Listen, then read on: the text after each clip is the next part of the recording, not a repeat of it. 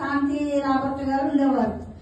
వాగ్దానం అడిగారు. 2023లో జనవరిలో స్త్రీల మైత్రికి రెగ్యులర్ గా వచ్చేదాన్ని. అప్పుడు సండే స్కూల్ టీచర్ గా కూడా 5 సంవత్సరాలు చేశాను. అయితే మాస్టర్ అనేవారు, నన్ను మణి అనేవారు కాదు. నా పేరు మాస్టర్ గానే, మణి కాదు. ఇప్పుడైతే అర్థమైంది మణి సిస్టర్ అని.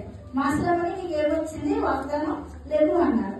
అయితే 119 దావిద కీర్తన 113లో దావిద అంటాడు కదా, నీకు నేను తెలియపరిచిన నా విధులన్నిటిని నీవు వివరించు. ఎవరికి వివరించమన్నాడు? ప్రజలకి, ఈ జనాంగానికి వివరించని చెప్పాడు కదా. నాకు ఇది వచ్చింది అమ్మగారు. లేవు, మీ వారు మాస్టర్ గారు విజయవాడ, విజయనగరం, రాజమండ్రి, కాకినాడ, మండపేట, అక్కడే కాదు సేవ, ఇక్కడ నుండి చెయ్యాలి రోజు నుంచి అన్నారు.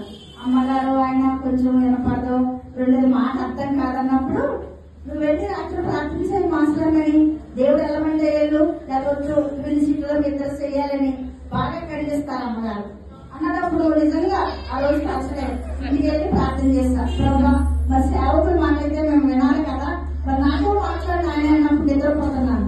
నిద్రపోతుంటే దేవుడు మొదటి కోరింది 1:26లో మాట్లాడాడు. ఈ లోకంలో వెర్రి వారిని, మోగవారిని, బలహీనులను, ఈసులైన వారిని నేను ఏర్పరచుకున్నాను.